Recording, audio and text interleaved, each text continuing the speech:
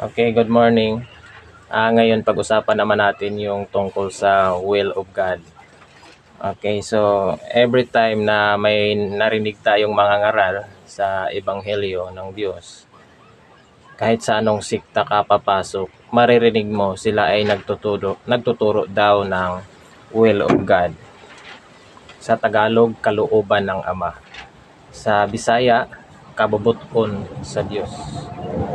Okay, so napakahalaga po na malaman natin ang kalooban ng Ama dahil sabi ni Jesus Christ, ito daw yung magbibigay sa atin ng credential, authenticity sa ating paniniwala na tayo ay maligtas. Okay, sinabi ito ni Jesus Christ dito sa Matthew chapter 7 verse 21, not everyone that saith unto me, Lord, Lord, shall enter into the kingdom of heaven, but he that doeth the will of my Father which is in heaven. Okay. Hindi daw lahat ng tumatawag sa kanya Panginoon ay makapasok sa kaharian ng langit, kundi yaong mga gumagawa ng kalooban ng aking Ama.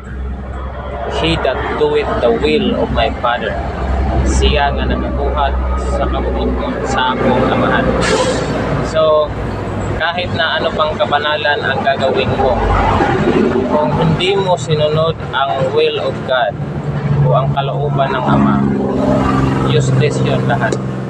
Yung sinabi mo, pumasok na ako sa isang relihiyon, Brad, tapos hindi na ako umiinom, hindi na ako nagsusugal, lahat ng mga bisyo iniwanan ko na, tumatawag na ako sa Panginoon, pero hindi ka pumasok sa totoong kaharian at hindi ka nag-recognize sa totoong hari, is hindi ka pa rin maliligtas, sabi ni Jesus Christ. Kasi yung iba ngayon, iniisip nila na kapag gumagaya sila kay Jesus Christ, halimbawa narinig nila ni Jesus na nanggagamot daw si Jesus Christ, nanggamot din sila. Gumagawa din sila ng mga milagro. Ginagamit nila ang pangalan ni Jesus Christ. Maliligtas na daw sila. Ngunit, kung ipagpatuloy natin yan, hindi sapat ang paggawa natin ng mga milagro. Kahit gumagawa ka ng mga miracle organization dyan, gumagawa kayo ng milagro, kung hindi naman kayo nag-recognize sa totoong hari, hindi pa rin kayo maliligtas. Sabi dito sa verse 22, many will say to me in that day, Lord, Lord, have we not prophesied in thy name? And in thy name have cast out devils, and in thy name done wonderful works. Hindi ba, Panginoon, ginawa man namin na mag-prophesy sa iyong pangalan? At sa iyong pangalan, we cast out devils. Okay. Gumagawa ng mga milagro sila. And in thy name have done wonderful works. Gumagawa kami ng mga wonderful works, mga imposibleng bagay na inakala ng iba magic na. Pero may sinagot si Jesus Christ. Therefore, sinabi niya dito, and then will I profess unto them, at sasabihin ko sa kanila, I never knew you. Depart from me, ye that work iniquity. Okay, I never knew you. Depart from me, ye that work iniquity. Okay. Depart from me. Lumayo kayo sa akin. So, pagdating ng araw pala, gumagawa ka ng mga kabutihan, nanggamot ka sa ngalan ni Jesus, pero hindi ka naman dito nag-recognize sa totoong hari, hindi ka naman pumasok sa totoong kaharian, doon ka sa gusto mong religion. Kasi naman pa, dito lang yung religion na malapit sa aming bahay. Yun, kaya dyan ako laging pumapasok. Tsaka Brad, yun yung religion na nandun yung mga crush ko. Yun yung religion na nagustuhan kong pasukan lang. Wala na akong time dyan pumasok sa inyo kasi nga, at saka wala akong mga kaibigan dyan. So, napakahalaga po kasi may sinabi dito si Jesus Christ na kapag hindi mo nagawa ang kalooban ng Ama, ang tunay na kalooban ng Ama, Depart from me. Yan ang sasabihin ni Jesus Christ pagpapasok ka na doon sa kanyang kaharian. Depart from me. Lumayo ka sa akin. So, hahayaan mo na ba na doon ka magsisi? So, sa ngayon pa lang, dapat alamin mo ang tinatawag na will of God. Okay. Ang will of God ay makikita natin yan sa scriptures. Lahat ng command of God na nasa scripture, that is a will of God. Kaso nga lang, inakala nila na kapag sumunod ka na daw dyan sa mga batas, yun na daw yun ang primal will of God. Okay. So, paano ba natin maintindihan ang totoong kalooban ng Diyos? Okay. For example, sa isang classroom. Sa isang classroom may teacher. Halimbawa, may isang estudyante na nagwawalis siya. Pero hindi pa iniutos ng teacher. Kasi nagtuturo pa ang teacher. Tapos nagwawalis na siya. Maganda yung ginagawa niya kasi nagwawalis siya. Pero nagalit sa kanya yung teacher. Kasi nga, kahit maganda yung ginawa niya, nagwawalis siya, wala naman sa time. Wala naman sa oras. Nagtuturo yung teacher tapos nagwawalis ka. So, the primal will there in the classroom is to listen to the teacher. Kapag nakinig ka sa instruction ng teacher, of course, papasa ka. Okay, pupunta naman tayo dito sa kaharian ng langit, dito sa kaharian ng Diyos, sa kanyang organisasyon. Ano ba ang primal will ng Diyos? Maraming kautusan dyan sa Bible, pero maghintay ka. Kasi mayroong isang teacher na tinatawag na hari. Diyan ka makinig. At diyan ka mag-focus. Kung ano yung sasabihin niya, kung ano yung mga requirements niya, instruction niya, yun ang pakikinggan mo. Hindi yung, Brad, gumagawa naman ako ng kalooban ng Ama kasi nagbabasa ako ng Bible, may kautusan dito, 10 Commandments, ito yung ginagawa ko. Tapos, hindi ka dito nag-recognize sa totoong hari. So, useless pa rin. So, kaya nga, nagpapakilala tayo na tayo ay isang hari ng Diyos. Ang inyong Lord Rene ay isang hari nitong mga huling araw para gabayan ang humanity. Pero yung mga tao is gumagawa na daw sila ng kalooban ng Ama kasi may naman daw sila. Nagpapasa din daw sila ng Bible. Pumapasok naman daw sila sa kanilang relihiyon. So, hindi yun ang primal will of God. So, hindi lahat ng mabuti ay yun na yun. Ang primal will, ito yung the ultimate will of God. Ito yung pinakagusto talaga niya.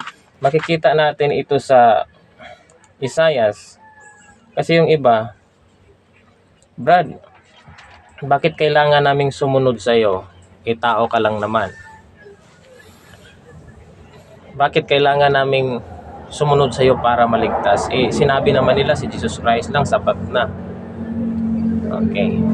So, kaya nga, yung mga satanic churches din ngayon, gumagamit na rin ng Jesus Christ Yung mga antikristo. Gumagamit na rin sila ng Jesus Christ. May mga magandang picture pa sila ni Jesus Christ na ipapakita sa iyo. Lahat na ba na gumagamit at nagtuturo ng about kay Jesus Christ, yun na ba ang kaligtasan? Hindi. Sabi ni Jesus Christ, however, when the Spirit of Truth is come, He will guide you into all truth. So may ibang personahe na darating. Ito ay magmumula sa Pilipinas, dito sa Leyte, Philippines. Siya yung pakikinggan mo, sabi ni Jesus Christ, kasi siya yung magtuturo ng buong katotohanan sa inyo. Ngayon na dumating na ang Spirit of Truth, ang El-Elyon, hindi ka naman sumunod, so hindi ka pa rin sumusunod sa kalooban ni Jesus Christ at kalooban ng Ama. Dahil ang primal will of God, ito yung pagsunod sa hari, sa totoong Kristo, sa totoong El-Elyon na nandito ngayon sa Pilipinas. At sa prophecy ni Propeta Isaias, isang tao lang ito. Kasi yung iba, gusto kasi nila yung Diyos talaga mismo, Brad, na darating dito sa amin, yung umaapoy ang katawan. Yun daw ang makakapagligtas, yung umaapoy daw. Hindi yung tao. Ayaw namin ng tao, Brad. Gusto namin direct to God talaga kami. So, sinabi dito sa Isaiah 32, tao lang yan. Ang primal will of God ay tao. Siya yung susundin mo. Okay. Sinabi dito ni Isaiah, behold, a king shall reign in righteousness, and princes shall rule in judgment. And a man shall be as an hiding place from the wind, and a covert from the tempest, as rivers of water in a dry place, as the shadow of a great rock in a weary land. Okay. So, and a man shall be as an hiding place. Tao lang yan. So, tao yan, pero nagdadala yan ng authority ng Diyos, nagdadala yan sa authority ni Jesus Christ at saka ni Almighty God, at yan ay ang primal will of God. Kapag sinunod mo ang taong yan, siya ang magdadala sa iyo sa tunay at kumpletong kaligtasan. Tao lang. Pero ang mga tao ngayon, Brad, mayroon kaming naririnig about sa iyo, mga negative. Kaya di na lang kami papasok dyan sa Kingdom of Heaven, sa highest heavenly government. Direct to God na lang kami, mag-pray na lang kami sa bahay. So, kalooban ba yan ng Diyos? Hindi. Kasi ang kalooban ng Diyos, Isaiah chapter 32, sinabi dito, mayroong isang tao na kanyang ipapadala dito. Ang taong yan ay isang hari, may authority bilang hari. Ngayon, ang iba naman, may nababasa akong isang pamphlet dito ng mga bantayan ng Tore daw. Ang kanila namang turo is si Jesus Christ lang talaga. Ngayon ganito ang mga, alam nyo na, mga nagtuturo ng kamalian. Noong unang panahon, noong si Moises ay dumating sa mundo,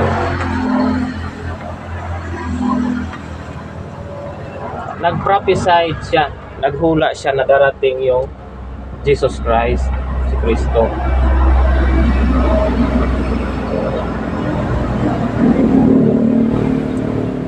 Ngayon, nung dumating si Kristo, ang mga antikristo, ayaw nilang maniwala kay Jesus Christ kasi kay Moises lang daw. Kaya nga yung mga mga Pariseo at mga Hudyo, nung unang kapanahon, nung dumating si Jesus, ayaw nilang maniwala kasi si Moises lang daw ang sugo ng Diyos. Yun ang style ng mga antikristo. Kapag may darating, ayaw nila na maniwala ka. Gusto nila, doon ka maniwala sa unang pinadala ng Diyos. Maganda pakinggan. Kasi pinadalayat din niya ng Diyos eh. Pero ayaw nila kay Jesus. Ngayon, sinabi ni Jesus, darating din yung Spirit of Truth. Yung LLU. Dito sa Pilipinas. Mayroong transition. Ngayon, ang sasabihin naman nila, focus lang kayo dito kay Jesus, mga antikristo. Huwag na itong Spirit of Truth. So, ganun kagaling ang mga satanic churches ngayon. Yung